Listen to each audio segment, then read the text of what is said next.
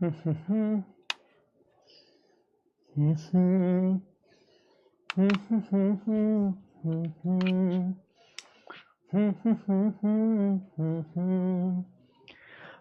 नमस्कार नमस्कार, क्या हाल चाल, क्या हाल चाल, क्या हाल चाल। आ जाओ जल्दी से आ जाओ, फटाफट से आके इस क्लास को जल्दी से ज्वाइन कर लीजिए। Good evening to all. Hello, सब बढ़िया है, मस्त है, तंदुरुस्त है, दुरुस्त है। जल्दी से बताओ फटाफट से। हेलो बेटा, hello, good evening, good evening, good evening to all. चलिए चलिए चलिए, जल्दी से आ जाइए, फटाफट से आके इस क्लास को जल्दी से ज्वाइन कर लीजिए। Good evening to all. क्या हाल है भाई, सब बढ़िया चल रहा है जिंदगी में? गुड इवनिंग बेटा। चलो चलो चलो, आ जाओ जल्दी जल्दी से आ जाओ यार। मैं थोड़ा सा लेट हो गया, तुम और लेट आते हो यार, क्या बात करते हो। टाइम से आ जाया करो यार, हैं? सब मस्त है, चलो ठीक है। तो भैया ये मस्ती जो है रुकनी नहीं चाहिए, साथ के साथ पढ़ाई भी नहीं रुकनी चाहिए। कि नहीं नहीं सर, वो पढ़ाई वाला पॉइंट नहीं बोलना था, वो पढ़ाई वाला मत बोला करो, बस मस्ती चलने दो, है। चलो ठीक है, बहुत ही बढ़िया। चलो ठीक है, तो आज हम क्या करेंगे, तो हमने जो चैप्टर शुरू किया था, निर्धनता एक चुनौती, पॉवर्टी एज चैलेंज, इसकी हम बात करेंगे। और आज इस चैप्टर को हम एंड भी करेंगे, मतलब इस चैप्टर को आज हम खत्म करेंगे, ठीक है ना? क्लियर हुआ? चलिए, तो बहुत ही अच्छी बात है। तो इस चैप्टर को हम आज पूरा खत्म करने वाले हैं। उससे पहले एक काम करो यार, जल्दी से मैं एक पोल करवाता हूं, उस पोल में जल्दी से बता दो यार मेरे को कि क्या तुम जो है, तुम्हें अभी तक ये पूरा जो चैप्टर है वो समझ में आया है? मतलब जो जो चीजें हमने पढ़ाई हैं वो सारी चीजें तुम्हें क्लियर हुई हैं या नहीं हुई हैं? फटाफट से बता दीजिए, जल्दी से बता दीजिए फटाफट से। हेलो बेटा, hello, good evening, good evening, good evening. चलिए चलिए, बहुत ही बढ़िया, बहुत ही बढ़िया। मस्त हो ना, एकदम मस्त है, सब कुछ बढ़िया चल रहा है जिंदगी में। चलिए, बहुत ही अच्छी बात है, ऐसे ही चलता रहे, है ना? मैं भगवान से दुआ करता हूं तुम्हारे लिए कि तुम्हारी जिंदगी में बढ़िया चलता रहे सब कुछ। तुम पढ़ लिख के एकदम कोई महान इंसान बनो यार, तब याद करोगे अमित भैया को कि हाँ, एक टीचर था जो पढ़ाया करता था ऑनलाइन। हाँ, यूट्यूब पे देखे थे कभी, उसके बाद फिर हम पेड कोर्स भी लिए थे, हैं? चलो ठीक है, बहुत ही बढ़िया। चलिए, और हाँ, समझ में आया है तभी हाँ करना, वरना तो ऐसी मत बोल देना, क्योंकि इससे मेरे को थोड़ा सा डेटा मिल जाता है तुम लोगों का कि क्या हाल चाल है, क्या सही पढ़ा रहा हूं मैं, नहीं पढ़ा रहा, या फिर दिक्कत मुझ में ही है, हैं? चलो ठीक है, बहुत ही बढ़िया। चलो स्टार्ट करें, स्टार्ट करते हैं भाई। ओके, चलो चलो ठीक है। आज ज्यादा लंबा नहीं चलेगा लेक्चर, जल्दी खत्म हो जाएगा।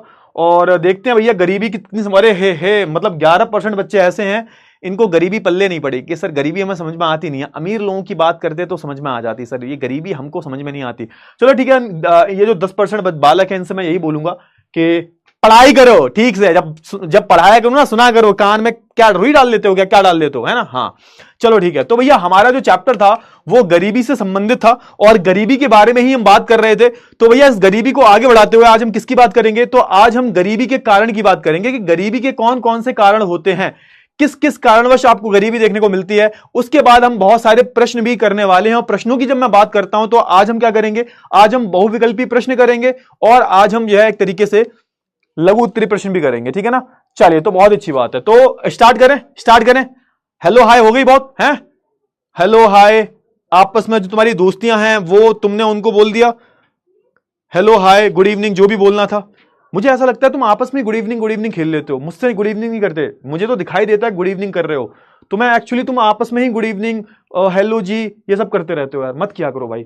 चलो ठीक है, तो जल्दी से सारे बच्चे थम्स अप दे दो मेरे को, फटाफट से सारे बच्चे थम्स अप दे दो।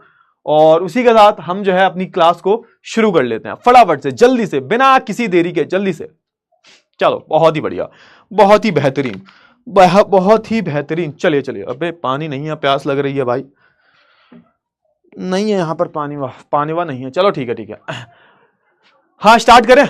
हाँ चलो स्टार्ट कर देते हैं, ठीक है सर। चलिए, तो सबसे पहले तो हम बात कर लेते हैं किसके बारे में, गरीबी के बारे में बात कर लेते हैं। थोड़ा सा जो पिछली क्लास में पढ़ा था हमने जो भी पिछली क्लास में पढ़ा था उसको हम थोड़ा सा रिवाइज करते हैं, और रिवीजन करने के बाद हम क्या करेंगे, रिवीजन करने के बाद हम बात करेंगे किसके बारे में, हम आज जो है एक दो टॉपिक्स के बारे में बात करेंगे। क्लियर हुआ ना? आज हम किसकी बात करेंगे? देखो, ये सारी चीजें हो चुकी हैं, ये भी हो चुका है, ये भी हो चुका है, ये भी हो चुका है, ये भी हो चुका है। आज हम किसके बारे में बात करेंगे?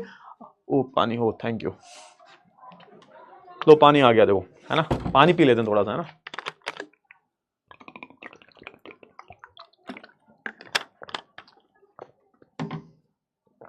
चलिए, तो आज हम किसके बारे में बात करेंगे? आज हम बात करेंगे गरीबी के कारण के बारे में। गरीबी के कारण, इसके बारे में हम बात करेंगे, ठीक है? क्लियर हुआ? चलिए, कि हमारी जो अब इसके जो मेन कारण है उसके बारे में थोड़ी सी हम बात करेंगे, उसके बाद चैप्टर खत्म हो जाएगा आपका, ठीक है? सबसे पहले हमने बात की थी निर्धनता के बारे में, निर्धनता को हमने समझा और एक तरीके से समाज में जो आपको निर्धनता की वजह से सामाजिक अपवर्जन दिखता है, यानी कि हम अपने समाज में कुछ लोगों को एक तरीके से धुतकार देते हैं, क्यों? क्योंकि वो गरीब है। तो मैंने सामाजिक अपवर्जन के बारे में बताया था आपको और गरीबी के बारे में बताया था। गरीबी होती क्या है? गरीबी का मतलब क्या होता है भाई? गरीबी एक ऐसी स्थिति होती है कि आप उस स्थिति में जो भी आपकी जो कुछ चीजें, जो आवश्यक चीजें हैं, उनको भी जब आप पूरा ना कर पाओ, जो मूलभूत सुविधाएं हैं, जो मूलभूत सुविधाएं हैं वो जब आपको नहीं मिल पाती, तो उस स्थिति को हम क्या बोल देते हैं? उस स्थिति को हम गरीबी बोल देते हैं। मैंने आपको बताया था ये, ठीक है। उसके बाद मैंने सामाजिक अपवर्जन के बारे में बताया कि किस तरीके से सामाजिक अपवर्जन के कारण आप देखोगे किस तरीके से जो हमारा समाज है उसमें गरीब लोगों को किस तरीके से धुतकारा जाता है, किस तरीके से उनको हमारा जो एक तरीके से समाज की मुख्य धारा जो है उससे बिल्कुल अलग कर दिया जाता है। उसका मैंने आपको उदाहरण दिया था। क्लियर हुआ ये? फिर मैंने आपको बताया था असुरक्षा वाले टॉपिक की अगर मैं बात करूं तो इस टॉपिक में हमने क्या पढ़ा था? तो मैंने आपको इसमें बताया था कि किस तरीके से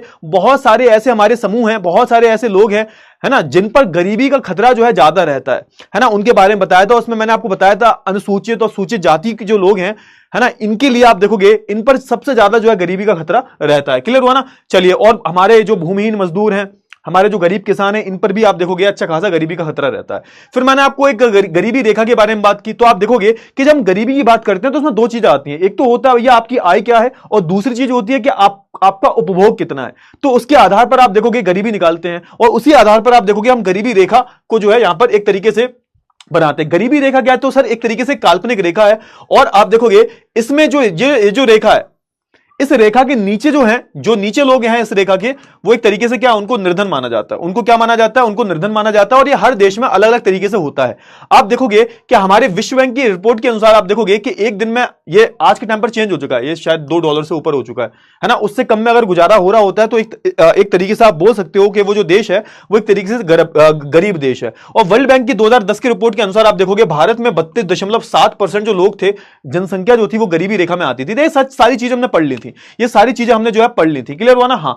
फिर आप देखोगे दूसरे लेक्चर में हमने बात की थी कि विभिन्न सामाजिक समूह में निर्धनता, तो हमने अलग अलग सामाजिक समूह में निर्धनता देखी कि भाई अनुसूचित जाति, तो यहां पे सबसे मतलब जो एक भयानक डेटा निकल के आता है, तो वो ये निकल के आता है कि हमारे देश में जो अनुसूचित जनजाति और जो अनुसूचित जाति के जो लोग हैं ये सबसे ज्यादा गरीब हैं। उसके अलावा आप देखोगे कि जो लोग काम कर रहे हैं उसमें जो अनियमित मजदूर हैं, जिनका रोजगार जो है नियमित नहीं है, आज है कल नहीं है, ऐसे लोग, और एक तरीके से भूमिहीन श्रमिक, इन पर जो है ज्यादा गरीबी जो है आपको दिखती है। क्लियर हुआ? ये सारी चीजें हमने पढ़ी।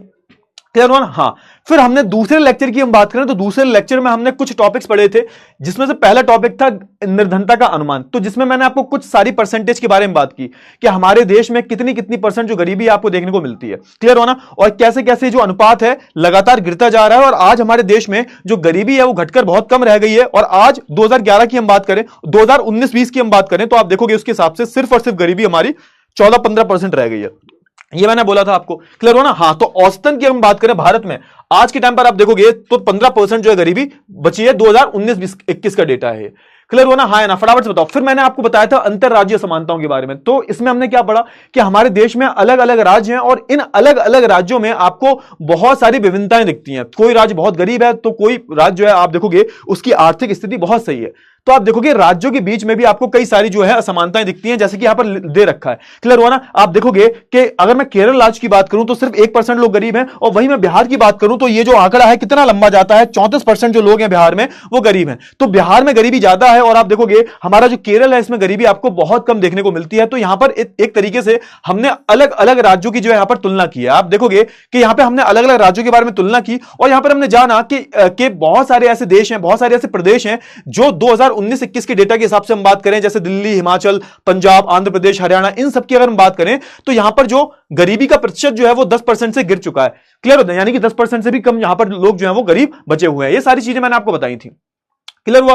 फिर मैंने आपको एक तरीके से वैश्विक, अगर मैं वैश्विक पूरी दुनिया की बात करूं, वैश्विक दुनिया की बात करूं, पूरी दुनिया में हमने फिर क्या किया, अलग अलग देशों को देखा, और फिर हमने यहां पे देखा कि भाई सबसे ज्यादा गरीबी कहां है। तो आप देखोगे हमारा जो एशिया वाला जो हिस्सा है और जो अफ्रीका वाला हिस्सा जो है, यहां पर सबसे ज्यादा आपको गरीबी देखने को मिलती है। तो यह भी हमने प्रॉपर तरीके से यहां पर पढ़ा था कि वैश्विक गरीबी किस स्तर पर है। तो आप देखोगे चीन के टाइम पर, चीन एक टाइम पर बहुत गरीब हुआ करता था, तो चीन में आप देखोगे आज 2020 के डेटा के हिसाब से 0.1% जो लोग हैं वो गरीब हैं, बस 0.1। चीन ने गरीबी बिल्कुल दूर कर दी। और आप देखोगे पहले चीन भी बहुत गरीब देश हुआ करता था। विश्व बैंक की रिपोर्ट दर्शाती है कि दक्षिण एशिया के देश, जैसे कि हम बात करें भारत, पाकिस्तान, श्रीलंका, नेपाल, बांग्लादेश, भूटान, अफगानिस्तान, मालदीव, इनकी हम बात करें, इनमें निर्धनों की संख्या में गिरावट इतनी ही तीव्र रही है और 2017 में 13% से गिरकर 2021 में 11% हो गई है। सोच के देखो, मतलब यहां पर भी क्या, यहां पर भी आप देखोगे कि गरीबी धीरे धीरे कम होती जा रही है। क्लियर हुआ? हाँ ना? फटाफट से बताओ। ये सारी चीजें मैंने बता दी थी आपको। अब आप देखोगे थोड़ा सा कि प्रतिदिन, क्योंकि वर्ल्ड बैंक ने क्या बोला है, वर्ल्ड बैंक ने यह बोला है कि अगर कोई प्रतिदिन अगर $2.15 से कम कमाता है, $2.15, डॉलर कहां की करेंसी है? अमेरिका की है ना, हाँ, यूएस डॉलर बोलते हैं, तो उससे कोई कम कमाता है तो वो गरीबी में आएगा। तो इससे कम कितनी संख्या में लोग हैं? तो आप देखोगे नाइजीरिया में अच्छा खासा है, बांग्लादेश में आप देखोगे, भारत में भी अच्छा खासा आपको दिखाई देता है, पाकिस्तान, चीन, ब्राजील, इंडोनेशिया, श्रीलंका, तो ये सब आपको जो दिखता है। सबसे कम कहां पर है? पाकिस्तान में। पाकिस्तान ने गरीबी पर जो है कंट्रोल कर लिया है, सिर्फ और सिर्फ 0.1% जो लोग हैं वो गरीब हैं। ये सारी कहानी हमने पढ़ ली थी। फिर हमने जो डेटा देखा था कि सबसे ज्यादा जो गरीबी है ना, उसका स्तर आप देखोगे तो हमारा जो एक तरीके से पूर्वी एशिया जो देश है, तो यहां पर गरीबी आप देखोगे ना बहुत तीव्र गति से गिर रही है ना, वो गिरती जा रही है। लेकिन आप देखोगे जो हमारे सब सहारा वाला जो हिस्सा है, ये वाला है ना, इसमें आप देखोगे लगातार गरीबी जो है उतनी की उतनी ही है। बिल्कुल बिल्कुल सीधा ग्राफ है, ना बड़ा है ना गिरा। मतलब हालत जो है एक तरीके से आप बोल सकते हो कि जो सब सहारन अफ्रीका, जो अफ्रीका वाला जो हिस्सा है, अफ्रीका का ये वाला जो हिस्सा है, ये वाला जो हिस्सा है, यहां पर आपको जो है अच्छी खासी गरीबी जो है अभी भी देखने को मिलती है। तो ये सब मैंने बता दिया था आपको। क्लियर हुआ ना? हाँ ना? फटाफट से बता दो जल्दी से। इतनी चीजें क्लियर हुई आपको? इतनी चीजें क्लियर हुई? चलिए बहुत ही बढ़िया। तो आगे बढ़े, हम आगे बढ़े तो सारे बच्चे मेरे को एक बारी जो है एक तरीके से थम्स अप दे देंगे और उसी के साथ हम आज के जो टॉपिक है वो पढ़ लेते हैं। मैंने पूरा लेक्चर नंबर 1, लेक्चर नंबर 2 और आज है लेक्चर नंबर 3, 1 और 2 का पूरा जितने भी टॉपिक्स हैं मैंने आपको पूरे रिवीजन करवा दिए हैं। समझ में आया या नहीं आया?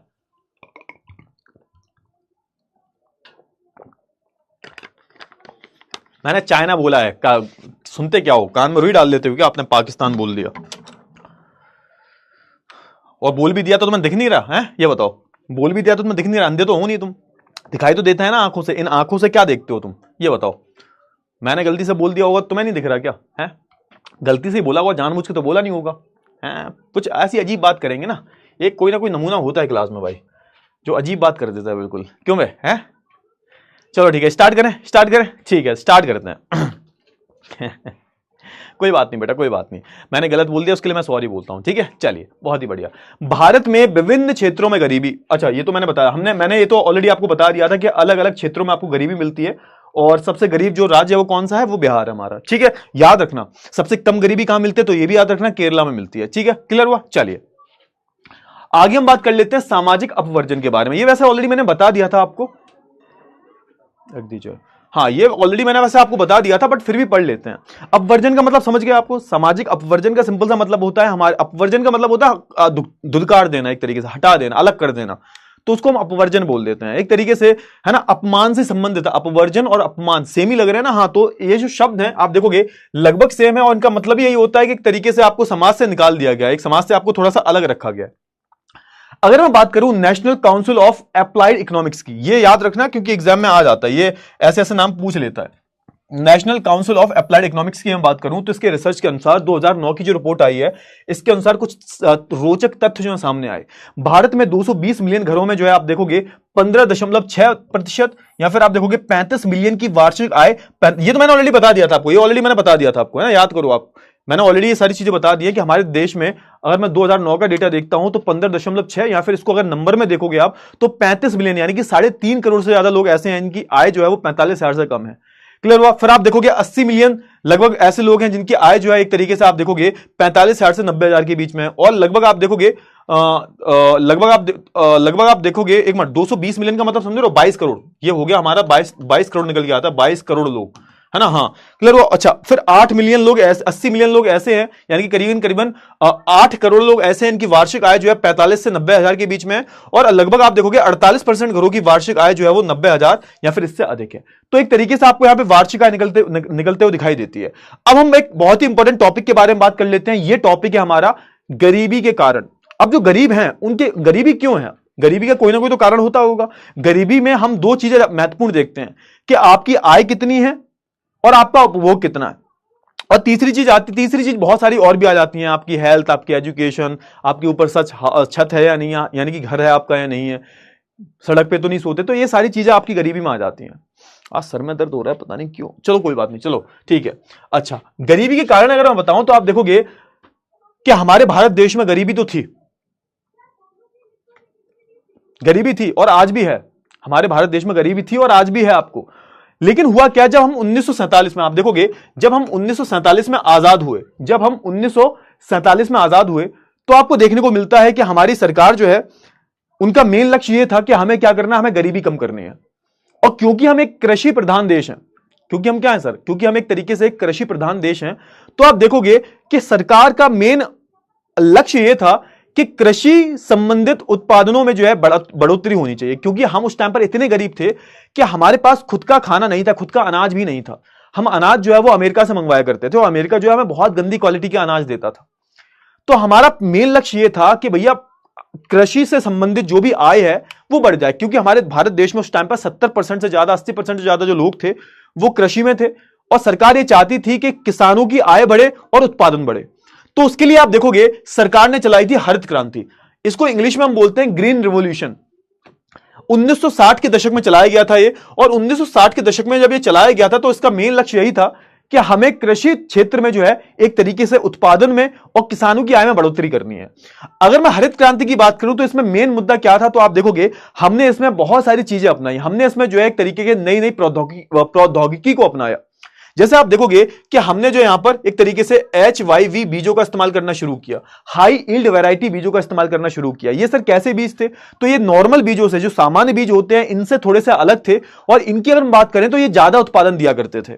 आप देखोगे हमने खाद का, यूरिया का इस्तेमाल करना शुरू किया, आप देखोगे हमने कीटनाशकों का इस्तेमाल करना शुरू किया, और सरकार जो थी इन सबको बहुत ही एकदम रियायती दरों पर जो है बेचा करती थी किसानों को, और आप देखोगे इसका फायदा भी बहुत ज्यादा देखने को मिला। लेकिन दिक्कत यह हुई कि जो हरित क्रांति का फायदा मिला वो सिर्फ कुछ ही राज्यों को मिल पाया, जिसमें आप देखोगे पंजाब, हरियाणा और हमारा जो पश्चिमी उत्तर प्रदेश जो है, पश्चिमी उत्तर प्रदेश जो है यही इसमें शामिल हो पाया। अदरवाइज आप देखोगे ज्यादातर जो राज्य हैं उन तक फायदा नहीं पहुंच पाया हरित क्रांति का। अब जहां जहां इनका फायदा पहुंचा वहां गरीबी कम हुई। आप देखोगे आज पंजाब में आप जाओगे तो पंजाब में आपको बहुत अमीर किसान मिलते हैं, अरबपति, करोड़पति किसान मिलते हैं पंजाब में। हरियाणा में भी आपको अमीर अमीर किसान आज के टाइम पर देखने को मिलते हैं। आपको यूपी की हम बात करें तो पश्चिमी यूपी में भी आपको बहुत सारे जो ऐसे लोग हैं, बहुत सारे किसान ऐसे हैं जो बहुत ज्यादा ही अमीर हैं। क्यों? क्योंकि आप देखोगे हरित क्रांति का जहां जहां असर हुआ, जहां जहां हरित क्रांति पहुंच पाई, वहां वहां आपको देखने को मिलेगा कि उत्पादन तो बढ़ा ही बढ़ा, प्लस यहां पर जो किसानों की आय है, किसानों की जो इनकम है वो धीरे धीरे बढ़ने लगी, और इसका असर देखने को मिलता है। समझ में आया? चलिए, लेकिन दिक्कत यह है कि भाई इसका असर जो है वो कुछ भागों में ही आपको जो है देखने को मिलता है, जैसे कि पंजाब, हरियाणा और हमारा जो पश्चिमी यूपी जो है, यहां पर इसका असर ज्यादा देखने को मिला। क्लियर हुआ? चलिए, अब ये तो मैं किसकी बात कर रहा था सर? ये मैं बात कर रहा था प्राथमिक क्षेत्र की। अच्छा, अब थोड़ा समझो कि प्राथमिक क्षेत्र क्या होता है। अब समझो थोड़ा सा, अगर मैं पूरे देश की बात करूं, मैं किसी भी देश की बात करूं, दुनिया का कोई भी तुम देश ले लो, वहां पर क्या होता है? वहां पर कुछ आर्थिक गतिविधियां होती हैं सर। क्या होती हैं सर? वहां पर कुछ आप देखोगे आर्थिक गतिविधियां होती हैं सर, गतिविधियां होती हैं। अच्छा सर, ये आर्थिक गतिविधियां कैसे होती हैं? क्या होता है आर्थिक गतिविधियां? अरे भैया, आर्थिक गतिविधियों की हम बात करें, तुम्हारे घर में भी तो, जैसे मैं तुम्हारे घर से ही संबंधित आपको उदाहरण देता हूं, ठीक है? आप दिन भरों में कौन कौन सी आर्थिक गतिविधियां कर लेते होगे? मान के चलो मैं तुम्हारे घर के उदाहरण लेता हूं कि तुम्हारे घर में कौन है सर? तुम्हारे घर में तुम्हारी ये मम्मी है, ये तुम्हारे पापा है, और तुम्हारे जो है 3 भाई हैं और 1 बहन है ना? ये तुम्हारी बहन है। क्लियर हुआ? और ये क्या हो? ये तुम्हारा पूरा परिवार है। ठीक है, क्लियर हुआ? चलिए, अभी मान के चलो कि तुम्हारे जो पापा हैं, तुम्हारे जो फादर साहब हैं, तुम्हारे कौन है सर? तुम्हारे ये फादर साहब हैं, और ये तुम्हारे जो फादर साहब जो हैं ये क्या है सर? ये एक तरीके से नौकरी करते हैं, उनको 20,000 रुपया जो है माह मिलता है, 20,000 रुपया मिलता है इनको महीने का, 20,000 रुपया मिलता है। और एक तरीके से तुम बोल सकते हो कि तुम एक तरीके से लोअर मिडिल क्लास में आते हो आप, है ना? मध्यम वर्ग में भी नहीं हो, बहुत कम सैलरी है ये तो। मान के चलो, एक उदाहरण ले रहा हूं मैं, क्या है? सिर्फ और सिर्फ एक उदाहरण है। क्लियर हुआ? हाँ, यानी कि अभी तुम्हारे घर में सिर्फ कमाने वाला सिर्फ एक ही व्यक्ति है, जो है तुम्हारे पिताजी। मानते हो नहीं मानते? ठीक है सर, बहुत अच्छी बात है। अच्छा, अब क्या हुआ? अब ये हो तुम, है ना? और ये हो कौन है? ये हो तुम। अब तुम बड़े हुए और तुमने इंजीनियरिंग की और तुम्हारा पैकेज लग गया 6 लाख रुपए का, है ना? यानी कि 50,000 रुपया, 50,000 रुपया तुम अब महीने के कमाने लगे। अब तुम्हारे पिताजी रिटायर नहीं हुए, अभी भी तुम्हारे पिताजी नौकरी कर रहे हैं, और आप देखोगे कुछ सालों बाद तुम्हारे पिताजी की सैलरी हो गई है 25,000 रुपए, और तुम कितना कमा रहे हो? तुम कमा रहे हो 50,000 रुपए। यानी कि आप देखोगे कि तुम्हारे घर में पहले क्या था, पहले जो आर्थिक गतिविधियां हो रही थी उसमें सिर्फ और सिर्फ एक इंसान कमा रहा था, है ना? वो कौन थे? वो तुम्हारे पिताजी थे, है ना? लेकिन अब क्या है, अब तुम्हारे घर में जो आर्थिक गतिविधियां हो रही हैं उसमें तुम भी अब कमाने लगे। और मान के चलो इस स्टोरी में जो तुम्हारी माताजी हैं वो क्या है सर? वो एक तरीके से आप बोल सकते हो एक हाउस वाइफ है। लड़कियां चिढ़ तो नहीं आएंगी कि सर आप तो हमेशा औरतों को हाउस वाइफ ही बना दो? कोई बात नहीं, अभी अभी थोड़ा सा रुक जाओ, है ना? जो घर में जो जैसी स्थिति होती है मैं वैसी ही बात कर रहा हूं, ज्यादातर घर में आपको यही स्थिति देखने को मिलती है। यानी कि अब घर में तुम्हारे महीने का आ रहा है 75,000 रुपए, यानी कि हुआ क्या? हुआ ये कि आपकी आर्थिक गतिविधियां बढ़ गई हैं। अब क्या हुआ, कुछ टाइम बाद आप देखोगे तुम्हारे दोनों जो भाई थे इनकी भी जॉब लग गई, और अब इन दोनों का पैकेज हो गया कितना? इन दोनों का पैकेज हो गया मिला के 12 लाख रुपए, यानी कि ये दोनों भी 50,000 रुपए कमा रहे हैं, 50 है। अब क्या हुआ, अभी भी तुम्हारे पिताजी रिटायर नहीं हुए, रिटायर होने वाले हैं, लेकिन आप देखोगे अब घर में 1 लाख रुपए और आ रहा है तुम्हारा, यानी कि महीने का आप देखोगे 1,75,000 रुपए तुम्हारा आ रहा है। अब क्या हुआ, तुम्हारी जो बहन थी इसने कुछ अच्छी पढ़ाई की और इसका पैकेज लग गया 40 लाख रुपए का। 40 लाख क्यों, मान के चलो, हाँ 50 लाख का पैकेज लग गया, 50 लाख का पैकेज, ठीक है। अब क्या, अब तुम्हारे पिताजी जो है रिटायर हो गए हैं, अब ये जॉब नहीं करते, है ना? ये जॉब नहीं करते, लेकिन फिर भी आप देखोगे 50 लाख से हम बात करें तो 12 चौक 48, लगभग जो आप देखोगे, है ना, 4,25,000 रुपए जो है महीने का आ रहा है तुम्हारा। 4,10,000 मान लो, 4,10,000 मान लो, 4,10,000 रुपए महीने का आ रहा है तुम्हारी बहन से। 1,75,000 पहले से आ रहा था, 1,75,000 पहले से आ रहा था। तो आप देखोगे लगभग आप देखोगे करीबन आप देखोगे आपकी घर में लगभग, है ना, लगभग आप देखोगे मोटा मोटा लूं तो 6 लाख रुपए महीने आ रहे हैं। सपने देख लिए? क्यों सपने तो देख लिया? अरे सर क्या बात है, 6 लाख रुपए महीने आ रहे हैं घर में। हाँ ठीक है, अब तुम्हारे घर पे जो है आ रहे हैं करीबन 6 लाख रुपए महीने। शुरुआत कहां से हुई थी और अंत कहां पर हुआ, यही तो मैं चाहता हूं तुम्हारे साथ यही हो, सबकी घर की स्थिति सुधर जाए, ऐसी 6 लाख 5-7 लाख रुपए महीने आते रहे। हाँ, तो आप देखोगे कि अब तुम्हारी घर की स्थिति सुधर गई है। पहले आर्थिक गतिविधियां जो होती थी वो 20,000 रुपए में होती थी, आज जो है तुम्हारा खुद का कोठी है, 2-4 काम करने वाले लगे हुए हैं और एकदम बढ़िया चल रहा है घर में। तो इसको हम बोलते हैं आर्थिक गतिविधियां, और ये आप देखोगे ना पूरे देश में हर घर में होती हैं। और इससे क्या होता है, अगर आप देखोगे कि अगर आर्थिक गतिविधियां बढ़ती हैं तो हमारी जो अर्थव्यवस्था है वो बढ़ती है। आप सोच के देखो ना, तुम्हारी घर की, अगर मैं तुम्हारी घर की अर्थव्यवस्था की बात करूं तो पहले तुम्हारे पिताजी अकेले 20,000 रुपए कमाते थे, और अब क्या है, अब जो हालत यह है कि भाई महीने का 6 लाख रुपए आ रहा है। तो तुम्हारा क्या हुआ है, तुम्हारी घर की जो अर्थव्यवस्था है वो सुधरी है। तो अर्थव्यवस्था सुधरती कैसे है, तो आर्थिक गतिविधियों से ही हमारी अर्थव्यवस्था सुधरती है। अच्छा, अब ये जो आर्थिक गतिविधियां हैं अब ये चलती कैसे हैं सर? आप देखोगे हमारे देश में लोग अलग अलग आर्थिक गतिविधियां करते हैं। मान के चलो तुम्हारे पिताजी जो थे वो थे किसान, वो किसान थे, ठीक है ना, क्लियर हुआ? अच्छा, तुम्हारा जो ये दोनों भाई हैं, ये दोनों भाई जो 50,000 रुपए कमा रहे हैं, ये क्या है सर? ये एक फैक्ट्री में काम करते हैं, ये एक फैक्ट्री में काम करते हैं, क्लियर हुआ? अच्छा, और जो तुम्हारी सिस्टर है क्या है, तो सर ये एक तरीके से सॉफ्टवेयर डेवलपर है, और तुम क्या हो, तो तुम भी एक तरीके से क्या हो, तुम भी एक तरीके से सॉफ्टवेयर डेवलपर हो, क्लियर हुआ? यानी कि मैं तुम्हारे घर की बात करूं तो तुम्हारे घर में अलग अलग गतिविधियों में लोग लगे हुए हैं। यानी कि मैं तुम्हारे पिताजी से स्टार्टिंग करूं तो तुम्हारे पिताजी मान के चलो 20,000 रुपए कमाते थे और वो किसानी कर रहे हैं, तो इसको हम क्या बोलेंगे, तो इसको हम बोलेंगे प्राथमिक गतिविधि। तुम्हारे जो पिताजी हैं, देखो ध्यान से देखो फटाफट से, तुम्हारे जो पिताजी हैं ये एक तरीके से 20,000 रुपए महीना कमा रहे थे, ठीक है, और ये किससे कमा रहे थे सर? ये कृषि क्षेत्र से कमा रहे थे, कृषि से। तो कृषि क्षेत्र जो होता है किसमें आएगा सर? ये प्राथमिक गतिविधि में आएगा, प्राथमिक गतिविधि, ठीक है सर। अच्छा, तुम्हारे दोनों भाई जो हैं, तुम्हारे भाई जो है ये एक तरीके से फैक्ट्री में काम करते हैं, है ना। अब जहां फैक्ट्री में काम किया जाता है, जहां विनिर्माण का काम किया जाता है, वो किसमें आता है? वो सर द्वितीय क्षेत्र में आता है। क्या आता है सर? वो द्वितीय क्षेत्र में आता है, द्वितीय क्षेत्र में आता है या फिर द्वितीय गतिविधि में आता है। और तुम्हारी जो बहन है, तुम्हारी जो बहन है वो एक तरीके से सॉफ्टवेयर डेवलपर बन चुकी है, तो ये किसमें आएगी? ये सर सेवा क्षेत्र में आएगी, सेवा क्षेत्र। इसको हम क्या बोलते हैं? इसको हम तृतीय क्षेत्र भी बोलते हैं, तृतीय क्षेत्र भी बोलते हैं। अब सुनो कहानी क्या है, अब तुम्हें कहानी समझ में आ जाएगी। हमारे देश में क्या है, हमारे देश की हम बात करें या मैं किसी भी देश की बात करूं, वहां पर आप देखेंगे कि अलग अलग गतिविधियां होती हैं। जैसे मैंने इसी उदाहरण की बात कर ली। आपके घर में भी आप देखोगे कई सारे जो लोग हैं, तुम्हारे रिश्तेदार जो हैं, वो अलग अलग गतिविधियों में लगे हुए हैं। अभी जो गतिविधियां होती हैं उनको हमने 3 भागों में वर्गीकरण किया है। पहला भाग होता है प्राथमिक गतिविधि।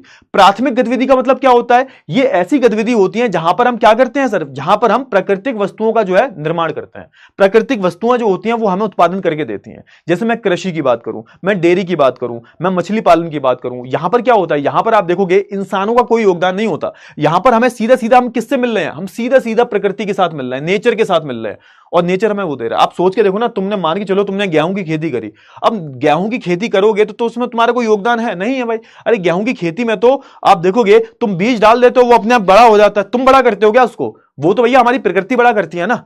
गेहूं का आटा बना लिया तो वो हमारे द्वितीय क्षेत्र में आएगा, लेकिन गेहूं जो आपको मिल रहा है वो तो आपका क्या आएगा? वो तो आपका प्राथमिक गतिविधि में आएगा ना। मानते हो नहीं मानते? ठीक है सर। अब उस गेहूं का तुमने आटा बना दिया, उस गेहूं का तुमने आटा बना दिया, उस गेहूं का तुमने दलिया बना दिया।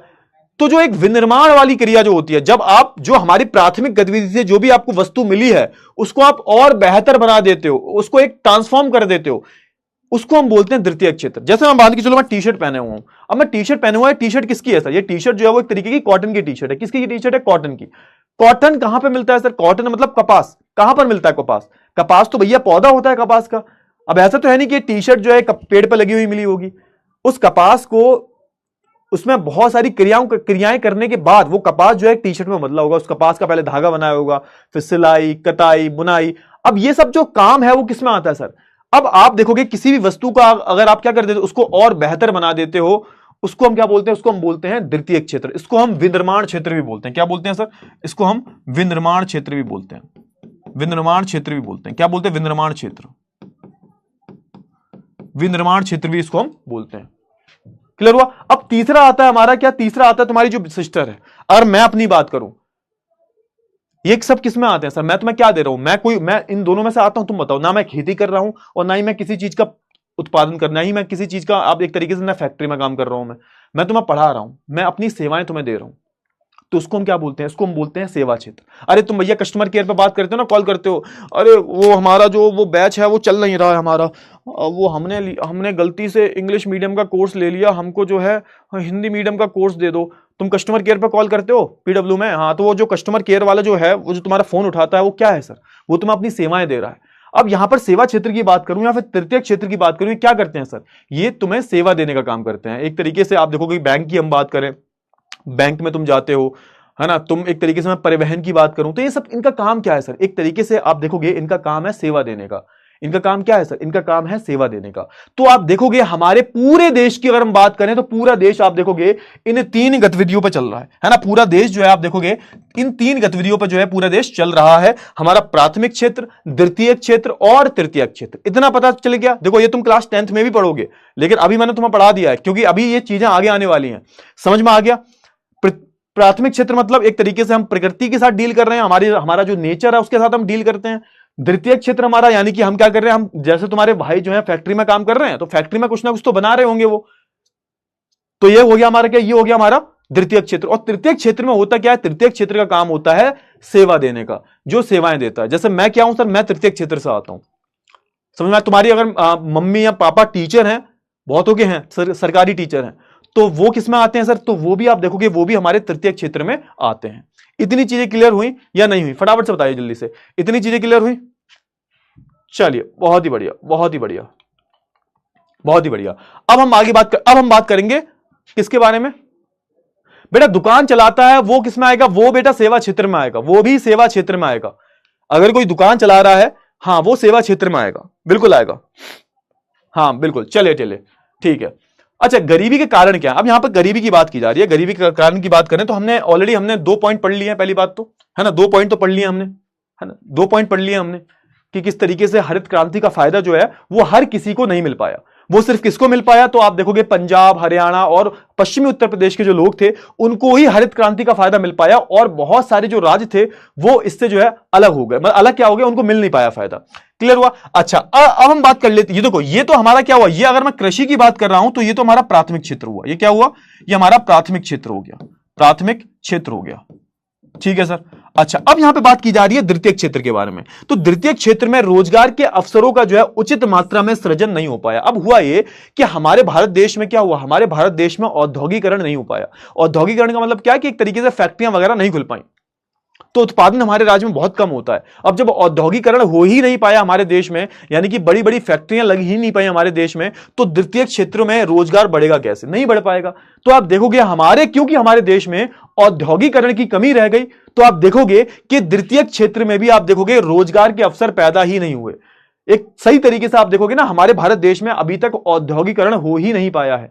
औद्योगिकरण का मतलब होता है कि हर चीज, सुई से लेकर जहाज तक, सब हमारे देश में बने, हमें बाहर की आवश्यकता ना हो, हर चीज का उत्पादन हमारे देश में हो रहा हो, तो उसको हम बोलते हैं क्या? औद्योगिकरण। लेकिन हमारे देश में औद्योगिकरण हो नहीं पाया, और जब औद्योगिकरण नहीं हो पाएगा तो आप देखोगे कि रोजगार के अवसर कहां मिलेंगे? नहीं मिल पाए। तब भी तो ये भी एक कारण हो सकता है क्या? ये भी एक कारण हो सकता है गरीबी का। पहला कारण ये हो गया, दूसरा कारण गरीबी का हो गया। आप देखते हो है ना, इससे क्या हुआ? इससे एक समस्या पैदा हुई। क्यों? क्योंकि देखो अब हुआ क्या, क्योंकि हमारे भारत देश में औद्योगिकरण हुआ नहीं, फैक्ट्रियां खुली नहीं, द्वितीय क्षेत्र उतना आगे बढ़ नहीं पाया, रोजगार के अवसर पैदा हुए नहीं। अब यहां पर क्या होता है? अब होता यह है कि गांव से पलायन शुरू होगा। सर, पलायन का मतलब क्या होता है? पलायन का मतलब होता है एक जगह से दूसरी जगह चले जाना। अब आप देखते होगे जितने भी बच्चे मेरे को देख रहे हैं, अगर वो गांव से बिलोंग करते हैं तो तुम्हारे गांव में बहुत सारे जो लोग हैं, अगर तुम यूपी से हो और तुम्हारे गांव में बहुत सारे ऐसे लोग हैं जो बेचारे बेरोजगार होंगे, तो आप देखना वो चले जाएंगे दिल्ली जाएंगे, बैंगलोर जाएंगे, कहीं भी चले जाओ। क्यों? क्योंकि जहां वो रह रहे हैं वहां पर कोई भी अवसर है नहीं उनके लिए। आपकी मैं बात करूं तो आप क्या करोगे? आप बताओ, आप 12वीं पास करके क्या जहां पर हो वहीं पर रहोगे? क्योंकि मैक्सिमम जो बच्चा है, क्योंकि तुम हिंदी मीडियम के हो, बहुत सारे बच्चे हिंदी मीडियम के हैं, तो तुम शायद टायर 3 टायर 4 सिटीज से होगे, गांव से हो गया आप, यहां छोटे मोटे कस्बे से हो गया। आपको क्या लगता है कि जब आप पढ़ लिख जाओगे, 12वीं पास कर लोगे, और जब आपको बाहर अच्छे से पढ़ने जाना पड़ेगा, इंजीनियरिंग करने जाना पड़ेगा या कुछ भी कॉलेज वगैरह करने जाओगे, तो आप क्या वहीं पर रह के पढ़ना चाहते हो या फिर बाहर निकलना चाहते हो? मैं आपसे सवाल पूछ रहा हूं, आप बताओ। ऑब्वियस सी बात है, सबका आंसर यही होगा कि सर नहीं, हमें बाहर निकल के जाना है, हमें बाहर की हवा खानी है, थोड़ा सा एक्सपोजर बहुत मिलता है बाहर, सबको जाना है बाहर। मुझे भी बाहर जाना था भाई, मैं भी गांव से हूं, मैं भी गांव से हूं भाई, और मैं भी गांव से हूं, मैं भी पहले बाहर जाना चाहता था। क्यों? क्योंकि जहां मैं रहता था वहां पर अवसर नहीं थे, और ये सबके साथ होता है। क्यों? क्योंकि आप देखोगे हमारे देश में अवसरों की कमी है, अवसर नहीं, हमारे देश में अपॉर्चुनिटी नहीं मिलती। क्यों? क्योंकि औद्योगिकरण हो ही नहीं पाया।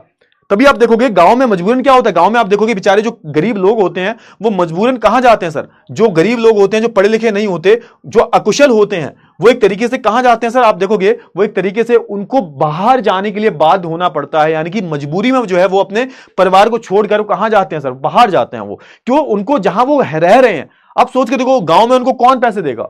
गांव में कौन पैसे देगा उनको? जहां वो रह रहे हैं उनको वहां पर कोई भी पैसे नहीं देगा, काम के बहुत कम पैसे मिलते हैं, तो बेचारे मजबूरी में आकर आप देखोगे ये कहां जाते हैं? शहरों में जाते हैं नौकरी ढूंढने। क्यों? क्योंकि आप देखते हो जहां वो रहते हैं वहां पर इनको कोई भी अपॉर्चुनिटी या फिर बहुत कोई भी अवसर नहीं मिलता। अच्छा, अब आप देखोगे भारत में गरीबी का एक मुख्य कारण और भी है। सर, क्या कारण है? सर, गरीबी का मुख्य कारण और क्या है? सर, आप देखोगे आय में असमानता। अब आय की असमानता की मैं बात करता हूं, यानी कि मतलब यह है कि हमारे देश में आपको बहुत बहुत अमीर लोग देखने को मिलेंगे, ठीक है ना, बहुत बहुत अमीर लोग देखने को मिलेंगे। देख रहे हो यहां पर कौन बैठना चाहता है कि सर पहले तो आपको बिठाएंगे, उसके बाद हम बैठेंगे, हमारा तो टाइम है सर, अभी अभी आप ही बैठो। चलो कोई नहीं, देखते हैं भाई। हाँ, अगर मैं भारत की बात करूं तो आप देखोगे भारत में आपको आय में असमानताएं देखने को मिलेंगी। असमानता मतलब कि कोई, किसी के पास पैसा है तो बहुत ज्यादा है, और किसी के पास पैसा कम है तो बहुत कम है। समझ में आया? ये होती है आय में असमानता। आप देखते होंगे कि एक शहर में जहां पर एक बहुत अमीर लोग रह रहे हैं, उसी शहर के दूसरे हिस्से में आप देखते हो वहां पर बहुत गरीब लोग रहते हैं। आपको हर जगह देखने को मिलेगा, आप जहां रहते हो वहां पर भी आपको ये देखने को मिलेगा कि कोई तो बहुत अमीर होता है भाई, कोई बहुत अमीर है, अमीर जगह में रह रहा है एकदम, और उसी के थोड़े से दूर आप जाओगे तो वहां पर झुग्गी झोपड़ी भी देखने को मिलेगी। ये होती है असमानता कि पैसा हो तो आपने देखा होगा गांव में, आपकी गांव की मैं बात करूं तो आप देखोगे गांव में आपके कुछ लोग ऐसे हैं इनके पास 500 600 बीघा खेती होगी, और कुछ लोग आपके ही गांव में ऐसे भी होंगे बेचारे इनके पास ना तो खेती नहीं होगी, या फिर होगी भी तो 2 बीघा 3 बीघा 4 बीघा, इतनी कम खेती होगी। तो ये होती है असमानता। और आप देखोगे कहीं ना कहीं हमारे देश में भी क्या हुआ, हमारे देश में भी आपको आय में असमानता मिलती है। अब इसके पीछे का कारण क्या बताया गया, तो यहां पर बताया गया है भूमि सुधार। अब देखो भूमि सुधार क्या था।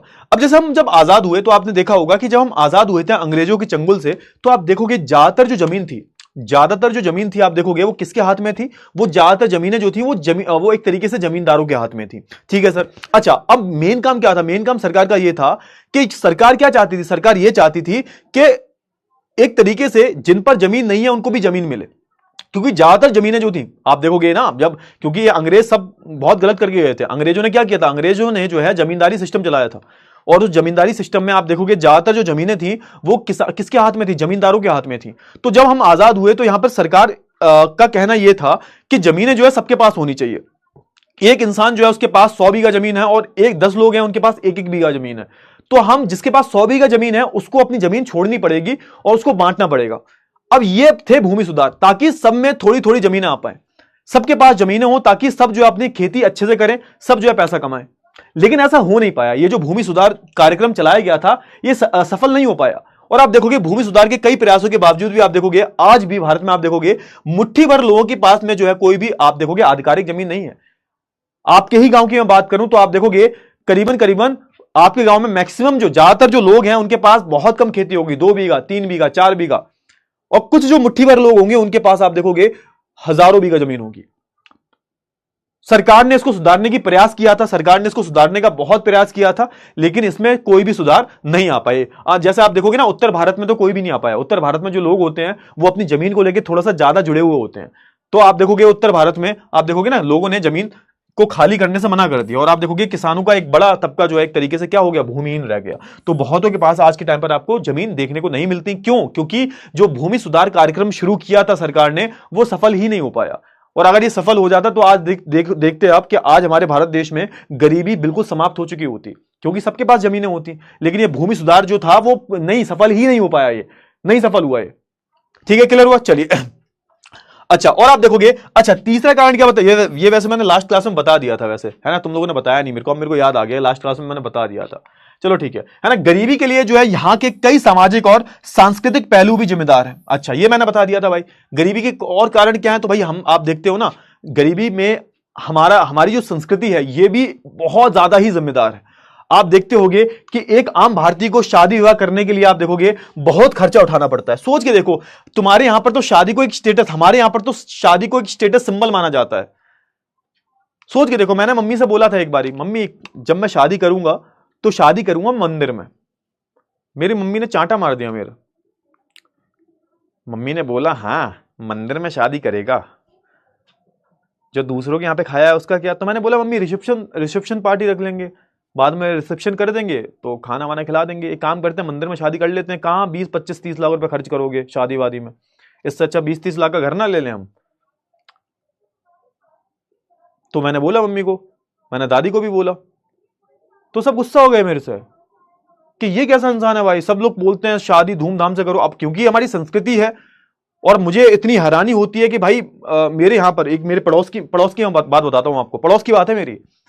उन्होंने शादी के लिए 30 लाख का लोन लिया सरकार से, सरकार मतलब बैंक से लोन लिया, सरकारी बैंक से 30 लाख का शादी के लिए लोन लिया। मैंने कहा भाई इतना पागल कौन होता है जो शादी के लिए लोन लेता है। अरे भैया तुम जो लोन लेते हो वो या घर के लिए लोगे तुम, या कोई बिजनेस करने के लिए लोगे, कार खरीदने के लिए लोगे, शादी करने के लिए लोन ले रहे हैं। क्यों? क्योंकि उनको 4 लोगों को दिखाना है कि भैया हमारे पास पैसा है। वो जो 4 लोग हैं वो उनकी बुराई करते हैं पीठ पीछे, लेकिन उन 4 लोगों की जलाने के लिए आप देखोगे उन्होंने 30 लाख का लोन ले लिया। ये इतनी गंदी चीज लगती है मुझे। मैं हमेशा बोलता हूं बेटा तुम अगर भविष्य में शादी तो देखो तुम सबकी होगी, कम से कम खर्चा करना। तुम एक बात सोच लें, देखो शादी में 25 से 30 लाख रुपए खर्च करोगे, उस 30 लाख को कहीं इन्वेस्ट कर दो, उसका घर ले लो, कोई प्रॉपर्टी ले लो, तो वो ज्यादा फायदे देगी, या फिर तुम शादी में पैसा बहाओगे वो ज्यादा फायदा देगा? आप बताओ। अरे एक हाँ अब आप यहां पे सवाल आ गया सर ये खाया भी तो हमने बहुतों का खाया है सर। अरे खाया है तो एक पार्टी दे देना। खाने में कितना खर्च होता है? अरे 1 लाख 2 लाख रुपए खर्च हो जाता है। शादी में थोड़ा 4-5 लाख 30-40 लाख रुपए खर्च करोगे? ये बताओ, करोगे? तुम करोगे? आप बताओ। हाँ तो आप देखोगे इंडिया में जो हमारी जो संस्कृति रही है ये अनुष्ठान वाली, कि हम एक जो है शादी विवाह में या फिर कोई भी समारोह होता है हम शो ऑफ बहुत ज्यादा करते हैं, और उसमें आप देखोगे बहुत सारा पैसा खर्च हो जाता है। इससे क्या होता है, इससे जो है लोगों की बचत है ना, बचत पर बहुत बुरा असर पड़ता है। तो आप देखोगे ना हमारे यहाँ पर सेविंग्स जैसी चीज होती नहीं है, जो भी बचत वगैरह होती है वो हम शादी ब्याह में खर्च कर देते हैं। और ये भी आप देखोगे ये भी गरीबी का कारण है। ये भी है या नहीं? आप बताओ कि सर मैं शादी करूंगा ही नहीं। बेटा थोड़े दिन बाद बात करेंगे तुमसे हम, 8-10 साल बाद बात करूंगा मैं, 8-10 साल बाद मैं भी हो जाऊंगा 35-36 साल का, तब मैं तुमसे बात करूंगा तुम शादी करोगे नहीं करोगे। चलो ठीक है ना, क्लियर हुआ? चलिए अब हम बात देखो, अभी हमने बात की किसके बारे में? अभी हमने बात की किसके बारे में? अभी मैंने बात की आपको गरीबी के कारण के बारे में। अब मैं समाधान के बारे में बात करूंगा। सर मैं अपनी शादी 10 करोड़ की करूंगा। अबे देख कितना पागल है तू। 10 करोड़ की शादी तू करेगा। अब सोच के देख, अगर मेरे पास 10 करोड़ है, मेरे अकाउंट में 10 करोड़ रुपए पड़े हैं, तो मैं क्या करूंगा? सोच के देखो। कुछ नहीं करूंगा, मैं 10 करोड़ की एफडी करवा दूंगा। सोच के देखो 10 करोड़ पे ब्याज कितने का आएगा साल का? 7% के हिसाब से 10 करोड़ का जो ब्याज आएगा ना, वो साल का आएगा 70 लाख रुपए। और बेटा अगर तुम्हारा आईआईटी मुंबई में मिल जाता है ना, तो भी इतना हाईएस्ट पैकेज नहीं लगेगा तुम्हारा। 70 लाख रुपए साल का ब्याज ही आएगा, जो मैं बैठे बैठे पूरी जिंदगी भर खाऊंगा मैं, समझे? हाँ, तो 10 करोड़ का मैं घर लूंगा। दिमाग खराब, मेरा माथा खराब है? चलो ठीक है, चलो ठीक है। अब हम बात कर लेते हैं गरीबी दूर करने के उपाय, कि गरीबी हम दूर कैसे कर सकते हैं। चलिए, अच्छा, भारत में निर्धनता दूर करने के उपाय 2 लक्ष्यों पर काम करते हैं। कौन से लक्ष्य हैं सर? अब यहां पे 2 लक्ष्य क्या बताया कि 2 लक्ष्य होते हैं गरीबी दूर करने के। पहला है आर्थिक समृद्धि और दूसरा है लक्षित गरीबी उन्मूलन। ठीक है सर। अब हम बात करें, जैसे हम बात करें 1980 के दशक की। 1980 के दशक तक आप देखोगे भारत की अर्थव्यवस्था 3.5% की दर से बढ़ी। और आप देखोगे, लेकिन 1980 और 1990 के दशक की हम बात करें तो भारत की जो अर्थव्यवस्था जो थी, वो दुनिया की सबसे तेजी से बढ़ने वाली अर्थव्यवस्था जो बन गई थी। इसमें कितनी परसेंट की वृद्धि दिखाई दी? 6% की। इतनी चीजें क्लियर हुई? फटाफट से बताओ जल्दी से, क्लियर हुई? हाँ, आगे हम बात कर लेते हैं मनरेगा। मनरेगा में क्या हुआ था? मनरेगा जो स्कीम, अरे पोल आ रहा है भाई, पोल आ रहा है, पोल आ रहा है भाई, पोल आ रहा है, रुको। क्लियर हुआ ना? इतनी चीजें क्लियर हुई? इतनी चीजें क्लियर हुई? फटाफट से बताओ जल्दी से, इतनी चीजें क्लियर हुई?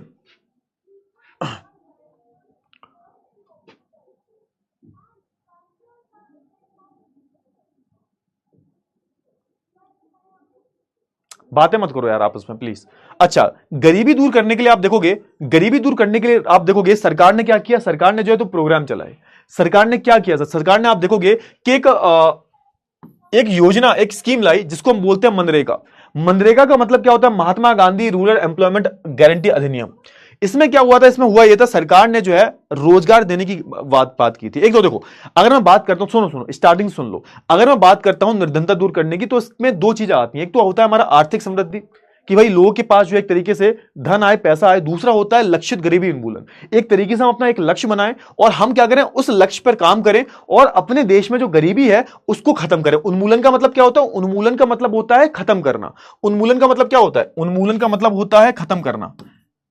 खत्म करना। यहां पर किस चीज को खत्म करने की बात की जा रही है? तो यहां पर जो एक तरीके से गरीबी को खत्म करने की बात की जा रही है, कि हम अपना एक लक्ष्य बनाएंगे और उस लक्ष्य पे काम करेंगे और गरीबी खत्म करेंगे। और फिर क्या होगा? फिर आप देखोगे हम आर्थिक समृद्धि पर भी काम करेंगे। क्लियर हुआ? है ना? समृद्धि होगा, कोई बात नहीं, है ना? समृद्धि होगा, ठीक है, क्लियर हुआ? चलिए आगे हम बात करें। हां, अब सरकार ने क्या किया? सरकार ने गरीबी हटाने के लिए आप देखोगे कई सारी स्कीमें लाई।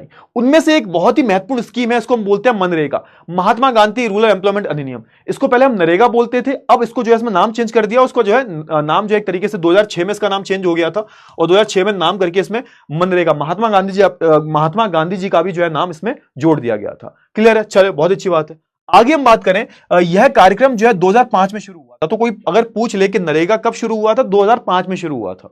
2005 में शुरू हुआ था, ठीक है सर। अब ये था क्या सर? नरेगा क्या था? अब नरेगा स्कीम के तहत सरकार बोलती है कि बेटा देखो, चिंता करने की जरूरत नहीं है, हम हैं। तो गांव जो है, गांव में जो लोग हैं आप देखोगे, उनको सरकार बोल रही है कि हम तुम्हें गारंटीड 100 दिन जो है क्या देंगे? 100 दिन तुम्हें रोजगार देंगे। कम से कम हम तुम्हें 100 दिन क्या देंगे सर? 100 दिन हम तुम्हें जो है रोजगार देंगे।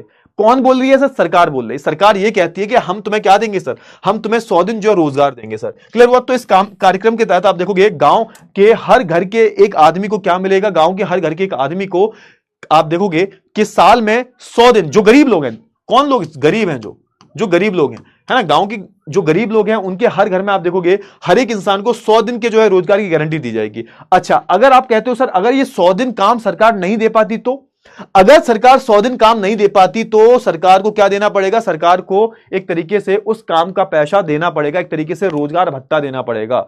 क्लियर हो ना? शर्त यह है कि वह व्यक्ति अकुशल श्रमिक के तौर पर काम करने को तैयार हो। एक तरीके से क्या है सर? एक तरीके से यहां पर जो अकुशल श्रमिक है, जिनके पास कोई भी कुशल नहीं है, कोई भी कौशल नहीं है, कोई भी स्किल नहीं है, उन व्यक्तियों को, यानी कि जो पढ़े लिखे लोग नहीं है, जिनको कोई काम नहीं आता, उनको ही यहां पर जो है काम की गारंटी दी जा रही है। यानी कि यहां पर जो गरीब लोग हैं और अनपढ़ लोग हैं, जो पढ़े लिखे नहीं है, उनको यहां पर जो है एक तरीके से गारंटी दी जा रही है कि उनको सरकार जो है 100 दिन रोजगार देगी, काम देगी। और अगर सरकार 100 दिन काम नहीं दे पाती तो आप देखोगे उसको जो है एक तरीके से रोजगार भत्ता देना पड़ेगा, ठीक है।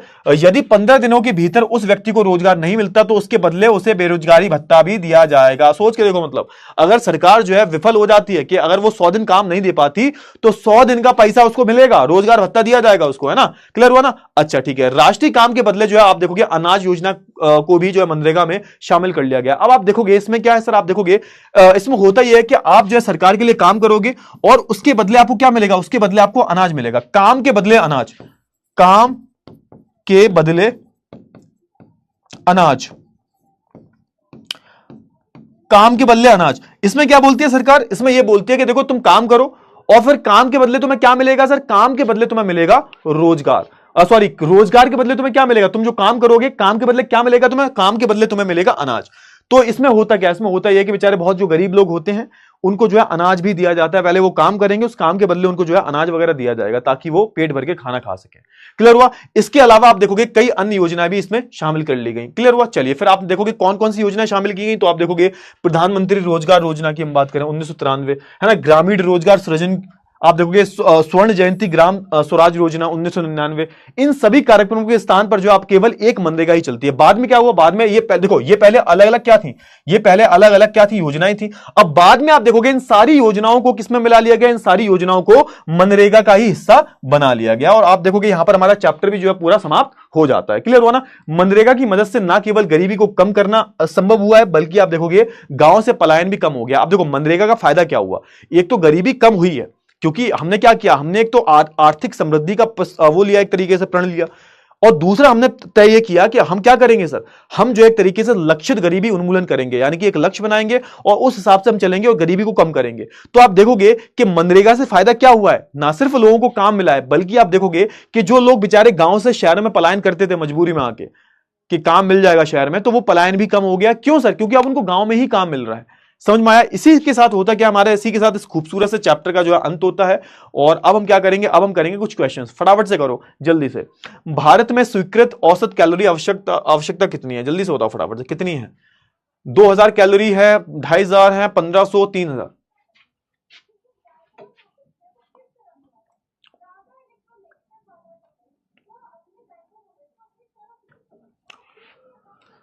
बोलो बोलो बोलो। हाँ चैप्टर खत्म हो गया भाई, आपका चैप्टर खत्म हो गया। ठीक है, डांस करो।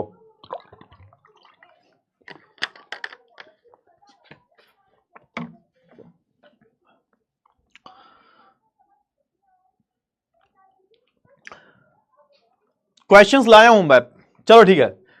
ये 30 सेकंड कितने लेट जाते हैं भाई, कोई दूसरा टाइमर नहीं होता है 15 सेकंड वाला, ये 30 सेकंड बहुत ज्यादा नहीं लगते यार तुम लोगों को, ये बताओ, कुछ ज्यादा नहीं लगते, बहुत ज्यादा लगते हैं ना। हाँ ज्यादा तो लगते हैं भाई, हाँ सही कह रहे हो यार। चलिए भाई, तो अगर मैं बात करूं भारत में स्वीकृत कैलोरी की हम बात करें तो ऑप्शन नंबर बी जो आता है बिल्कुल सही आंसर आता है। और 44% बच्चों ने बिल्कुल सही आंसर भी किया है कि अब भारत में रहने वाले हर व्यक्ति को औसतन अगर आप देखोगे तो 2500 कैलोरी चाहिए ही चाहिए। कितनी चाहिए, 2500 तो चाहिए ही चाहिए, ठीक है ना। चलिए बहुत अच्छी बात है, option number B is the right answer. ठीक है, यहां पर हम बात करें तो हमारे विशु, मोहम्मद, ओवैस, अरुण, यश, आकांक्षा, अनुक्षा, हंटर, बीवी, अरीजा, श्लोक, सिंह, नितेश, वेरी गुड बेटा वेरी गुड। चलिए आगे हम बढ़ते हैं और अगले, अरे ये क्या हुआ भाई, हाँ चलो ठीक है अगले क्वेश्चन में चलते हैं भाई। अगला क्वेश्चन देखो, एनएसएसओ का पूर्ण रूप क्या है, फुल फॉर्म पूछी गई है, जल्दी से बताइए फटाफट से। मैंने बताया था ये जो गरीबी बताता है, जो गरीबी का आंकड़े बताता है, फटाफट से बताओ जल्दी से बताओ फटाफट से। हिंदी में बताना वो भी।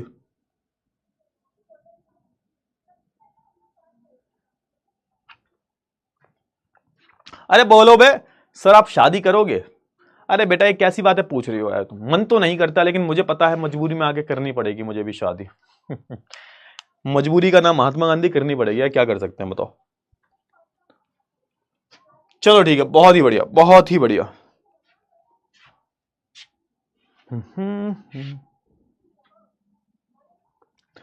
चलो अगर मैं बात करूं किसकी भाई, तो अगर मैं एनएसएसओ की बात करूं तो भैया आप देखोगे इसकी फुल फॉर्म क्या है, तो राष्ट्रीय प्रतिदर्श सर्वेक्षण संगठन। इसको इंग्लिश में हम क्या बोलते हैं, कई सारे बच्चे ये भी पूछ रहे हैं सर इंग्लिश में फुल फॉर्म क्या होती है। तो इंग्लिश में फुल फॉर्म होती है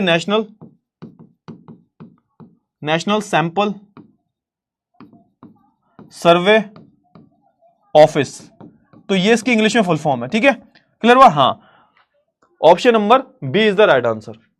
ये आंकड़े यही निकालता है, गरीबी के आंकड़े वगैरह यही निकालता है। अब देखो आपको, आपने पूर्ण रूप से इस क्वेश्चन को गलत किया। राष्ट्रीय सहायक सर्वेक्षण, इतने चांटे पड़ेंगे ना सही हो जाओगे। ऑप्शन नंबर बी सही होगा। क्या करते रहते हो भाई, पढ़ाई लिखाई नहीं कर रहे क्या आजकल है? चलो ठीक है, आगे बढ़ते हैं, अगले प्रश्न चलते हैं। प्रधानमंत्री ग्रामोदय योजना कब आरंभ की गई थी? प्रधानमंत्री ग्रामोदय योजना कब आरंभ की गई थी? बोलो बोलो बोलो, फटाफट से बोलो, जल्दी से बोलो।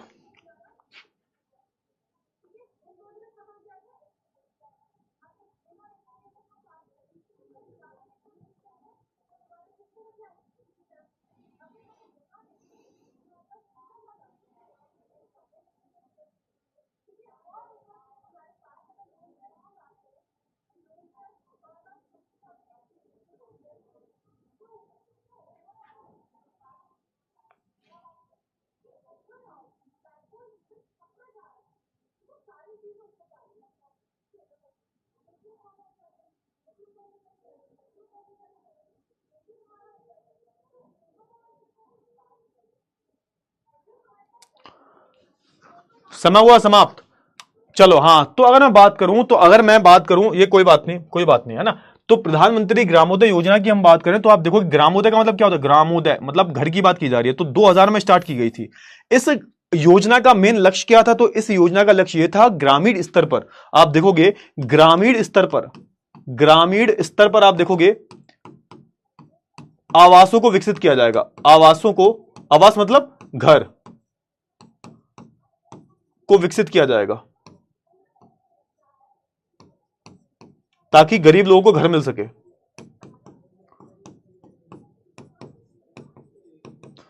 आवासीय स्तर पर आप देखोगे घरों का निर्माण किया जाएगा। 2000 में जो इसका निर्माण किया गया था। 8% बच्चों ने बिल्कुल सही आंसर किया है। अगले प्रश्न में चलते हैं फटाफट से, फटाफट से आगे करो। राष्ट्रीय ग्रामीण रोजगार गारंटी अधिनियम नरेगा, बताया था इसके बारे में थोड़ी देर पहले। बताओ इसको कब पारित किया गया था? 2000, 2002, 2004, 2005? ये बताओ। ये अच्छा प्रश्न, ये तो कर दोगे ना सर? ये तो हम कर देंगे। हाँ सर, हाँ बेटा, प्रधानमंत्री ग्रामोदय योजना में एक तरीके से सरकार ने योजना बनाई थी कि गांव में जहां पर लोग गरीब हैं, जिनके सर पर छत नहीं है, तो उनको हम क्या बना के देंगे? घर बना के देंगे। क्लियर हुआ ना? हाँ, तो ये योजना थी। चलिए, बहुत ही बढ़िया, बहुत ही उम्दा, मजा आया। चलो ऐसे मजा आना चाहिए। चलिए, बहुत ही बेहतरीन। अगला हम चैप्टर शुरू करेंगे अब, ठीक है ना?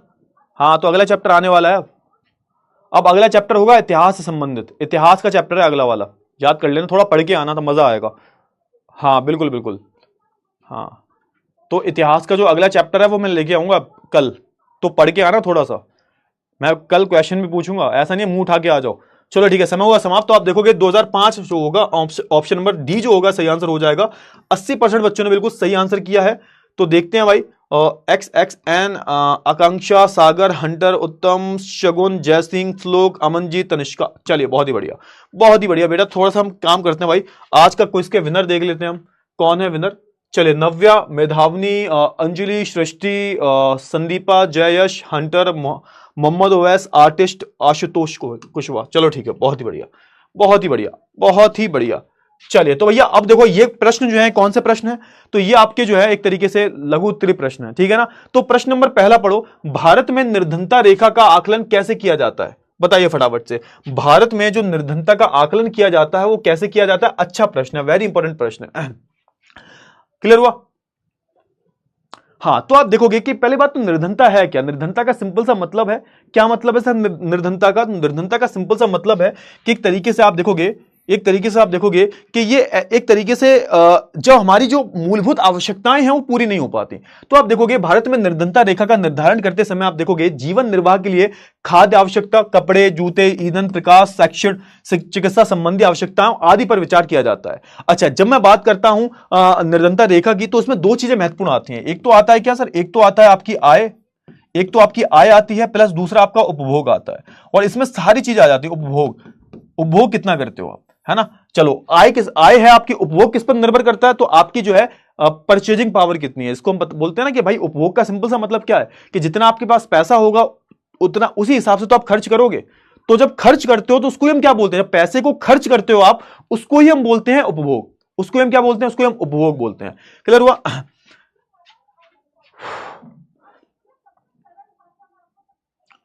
समझ में आया? हाँ या ना, फटाफट से बताओ, है ना, क्लियर हुआ? हाँ, तो आप देखोगे इस भौतिक मात्राओं को रुपयों में उनकी कीमतों से गुणा कर दिया जाता है। मतलब वही सीन है यहाँ पे कि ये जितनी भी चीजें आपको दिख रही हैं, खाने की चीजें, कपड़े, जूते, घर, अब आप देखोगे इनको जो है एक तरीके से आप देखोगे पैसे से, है ना, जो हमारे पैसे हैं, कितने की ये चीजें हैं सारी की सारी, उनसे हम गुणा कर देते हैं। तो इससे क्या आता है? इससे एक तरीके से यहाँ पे निकल आता है पैसा, कि इतने इतने पैसे तो चाहिए, है ना। निर्धनता रेखा का आकलन करते समय खाद्य आवश्यकता के लिए वर्तमान सूत्र वांछित कैलोरी आवश्यक होती है। तो आप देखोगे एक चीज और, है ना, जो जरूरी होती है वो है कैलोरी।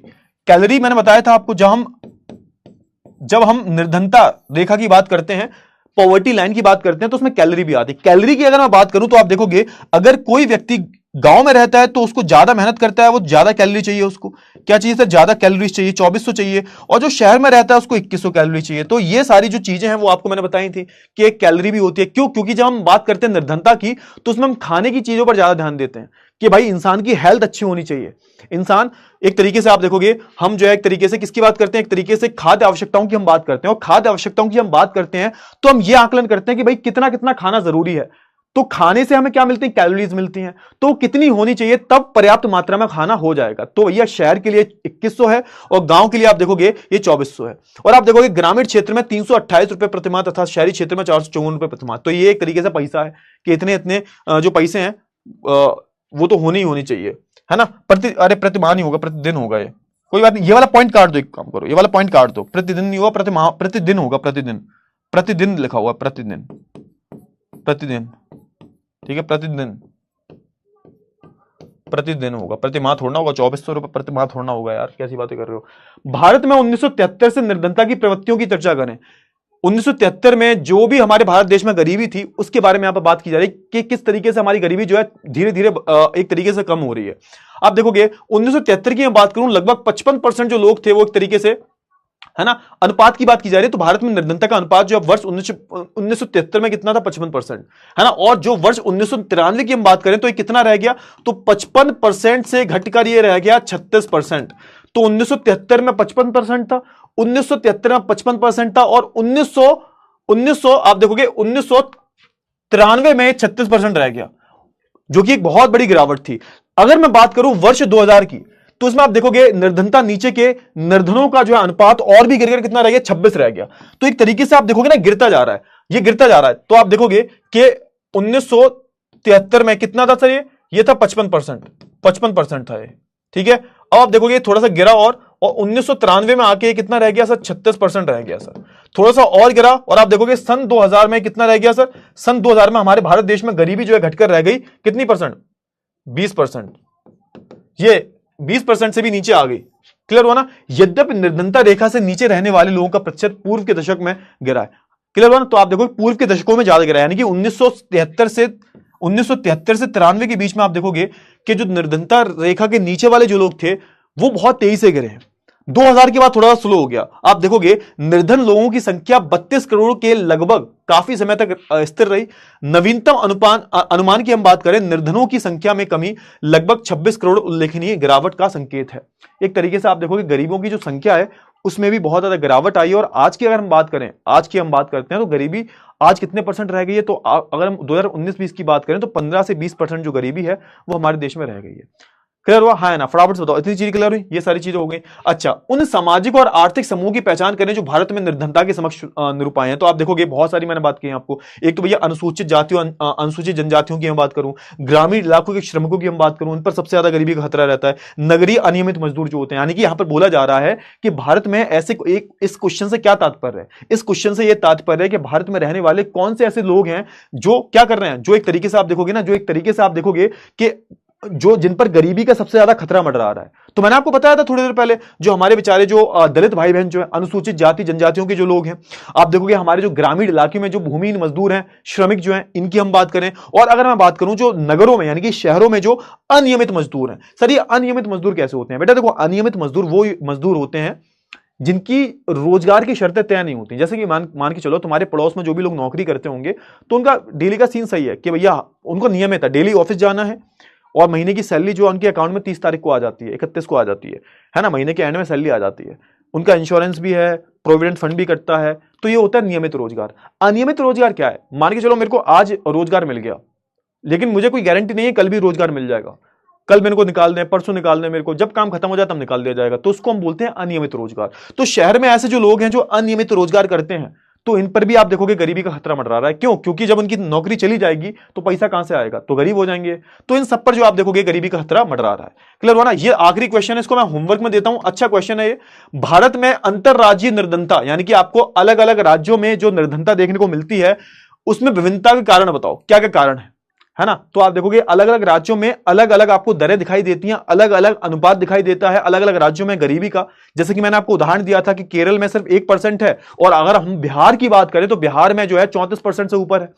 अब ये जो अनुपात है, इसमें क्या कारण क्या होते हैं इसके पीछे के, है ना? मैंने आपको बताया था सरकारी जो सरकारें होती हैं, राज्य सरकारें जो होती हैं, वो किस तरीके से अलग अलग योजनाओं को लागू करती हैं, सरकार किस तरीके से काम करती है, उनका भी बहुत एक तरीके से बहुत बड़ा योगदान होता है। क्लियर हुआ ना? हाँ। और एक तरफ यहां पर आप ये भी देखोगे कि हमारे जो उपनिवेश रहे हैं, अंग्रेज जो रहे हैं, है ना, इनका जो प्रशासन कैसा रहा है, ये भी बहुत डिपेंडेंट करता है, बहुत डिपेंड करता है। क्लियर हुआ या नहीं हुआ? फटाफट से बताओ, चलिए, है ना? तो आई होप आपको इतनी सारी जो चीजें हैं बहुत अच्छे से क्लियर हो गई होंगी, और यहीं पे हमारा जो पूरा चैप्टर है ये बिल्कुल समाप्त हो गया है। चलो एक काम करते हैं भाई, थोड़े से डाउटवा देख लेते हैं। डाउटवा जिनको जाना है वो जा सकता है, जिनको जाना है वो जा सकता है। अरे रुकना, थोड़ा सा रुक जाए। डाउट डाउट डाउट डाउट भाई, डाउट सर आप पहले ठीक है ठीक है ठीक है। अरे भाई जब पता है तो क्यों कमेंट रखते हो यार, हैं? अजीब इंसान हो भाई, अजीब इंसान हो। भूत तो पढ़ा नहीं रहे थे उधर, हम ही पढ़ा रहे थे, मेरे को भी पता है, तेरे को भी पता है। एक चीज को 10 बारी बैकग्राउंड की आवाज, एक सेकेंड, कौन सी आवाज आ रही है बैकग्राउंड में? कोई आवाज नहीं आ रही बे सर, समझ नहीं आया, कोई बात नहीं बेटा, ईशा बेटा दोबारा से आप लेक्चर देख लेना, समझ में आ जाएगा, ठीक है? और जो भी डाउट हो पूछ लेना, हमारे लोग जो है आपको बता देंगे इसका। आर्थिक समृद्धि क्या है सर? आर्थिक समृद्धि का मतलब होता है जब आप जब एक तरीके से, एक तो होता है पहले गरीबी से बाहर करो, वो अलग चीज होती है कि मूलभूत आवश्यकताएं पहुंचाओ। फिर होता है आर्थिक समृद्धि का मतलब क्या होता है? आर्थिक रूप से जब आपके पास धन आ जाता है, दौलत आ जाती है, उसको हम बोलते हैं आर्थिक समृद्धि। समझ में आया सर? आपने तो, अरे कोई बात नहीं विकास बेटा, कोई बात नहीं। गुरुजी प्रणाम सर, 2-3 दिन से क्लास की छुट्टी थी क्या? नहीं बेटा छुट्टी नहीं थी, छुट्टी तो कभी नहीं हुई, कैसी बात कर रहे हो यार तुम? चलो ठीक है बेटा। गरीबी रेखा समझ में नहीं आया। देखो गरीबी रेखा क्या है बेटा? गरीबी रेखा पहली बात तो कोई रेखा नहीं है, एक रेखा हमने एक तरीके से काल्पनिक रेखा है, उस काल्पनिक रेखा के नीचे जो भी लोग हैं वो गरीब हैं। अब बोलोगे सर ये रेखा से क्या समझ में आया? ये नीचे हैं मतलब किसके नीचे हैं सर ये? तो सिंपल सी बात है, जिन लोगों की आय, जिन लोगों की खाना पूर्ति, जिन लोगों की मूलभूत आवश्यकताएं, जिन लोगों की कैलोरी नहीं मिल पाती उतनी, है ना, उससे जो एक निर्धारित कैलोरी है, निर्धारित आय है, निर्धारित उपभोग है, उससे कम अगर कर रहा है, हमने जब बात करी कि ये रेखा है। अब रेखा से मतलब क्या है? रेखा से मतलब क्या है? निर्धारित आय यानी कि तुम्हारे पैसा कितना कमा रहे हो तुम, निर्धारित कैलोरी मतलब तुम खा कितना रहे हो, खाद्यान्न आवश्यकताएं कितनी है ना, आपकी जो भी निर्धारित मूलभूत आवश्यकताएं हैं उससे अगर नीचे हो आप तो आप गरीब हो, सिंपल सी बात है। यही है गरीबी रेखा। अब ये रेखा ऐसा नहीं है कि रात में ढूंढने निकलोगे टॉर्च से, ये एक तरीके से काल्पनिक रेखा है। सिंपल सी बात है, आप जो कमा रहे हो, आप इतना उपभोग कर रहे हो, अगर तय मात्रा से, जो सरकार ने बता रखा है तय मात्रा से वो कम है तो आप गरीब हो, सिंपल सी बात है। ये होती है गरीबी रेखा। समझ में आया या नहीं आया? क्लियर हुआ ना? हाँ चलिए, क्लियर हुआ। चलिए तो एक काम करते हैं भाई, एंड करते हैं इस क्लास को। एक मिनट, एक चीज और भाई, जल्दी से मेरे को बता दो, फटाफट से, दिल से बताना, मजाक से हट के बता रहा हूं कि तुम्हें ये चैप्टर समझ में आया है पूरा, लेक्चर नंबर 1 से 3 तक। बहुत सारे बच्चे हो सकता है नए हो, पहली बार आ रहे हो क्लास में, उनको समझ में नहीं आएगा, उनसे मैं बोलूंगा पहले जाओ और जाके जो है पिछले वाले लेक्चर देख लो। क्लियर हुआ? वीडियो कॉल नहीं करूंगा बेटा, वीडियो कॉल करने मन नहीं करता हूं। अरे वीडियो कॉल में टाइम वेस्ट हो जाता है बेटा, समझा करो यार। देखो मेरे से ना, मेरी क्लास में जो बच्चे आते हैं ना, वीडियो कॉल बहुत कम करते हैं भाई। वीडियो कॉल देखो, जो पुराने बच्चे उनको पता है कि अमित भैया वीडियो कॉल करना बिल्कुल, देखो पता है वीडियो कॉल मैं क्यों नहीं करता, उसका एक रीजन है वीडियो कॉल ना करने का। पता है रीजन क्या है? क्योंकि वीडियो कॉल जब मैं करता हूं ना, पता नहीं क्या टेक्निकल इशू है कि हर किसी के पास वीडियो कॉल जा नहीं पाती है। तो यहां पे बहुत सारे बच्चों को बुरा लग जाता है कि सर मेरे पास वीडियो कॉल नहीं आ पाई, मेरे पास वीडियो कॉल नहीं आ पाई, मेरे पास वीडियो कॉल नहीं आ पाई। और मैं नहीं चाहता कि तुम लोग बुरा मानो, तुम लोग बुरा मान जाते हो कि सर ने मेरे को जानबूझकर वीडियो कॉल नहीं की, मुझे जानबूझकर सर मेरा फोन पक नहीं किया। अब इतने सारे बच्चे पढ़ रहे हैं भैया, सबका थोड़ा ना करेंगे। फिर होता है यहाँ पे बुराई भलाई। फिर यहाँ पर जो तुम जैसे स्कूल में देखते हो ना, एक टीचर एक को पसंद करता है, एक को पसंद नहीं करता, कि टीचर हमारे साथ बहुत गलत करते हैं, उनको देखो वीडियो कॉल कर लिया, हमको वीडियो कॉल नहीं की। तो इसलिए जो है एक तरीके से आप देखोगे कि मैं वीडियो कॉल से थोड़ा सा बचता हूं। ठीक है, क्लियर हुआ? चलिए थोड़ा सा देख लेते हैं। 92% बच्चों को समझ में आया, 7% बच्चे ऐसे हैं उनको समझ में नहीं आया। बेटा थोड़ा सा ध्यान से पढ़ लिया करो, समझ में आ जाएगा, ठीक है। थोड़ा सा ध्यान लगाया करो क्लास में। और कल जो है इतिहास का अगला चैप्टर पढ़ के आना। हाँ ठीक है, क्लियर हुआ। इतिहास का चैप्टर पढ़ाने वाला हूं मैं कल, हमारा इतिहास शुरू हो जाएगा, ठीक है। चलिए तो एंड करते हैं इस क्लास को। Bye bye, take care, bye.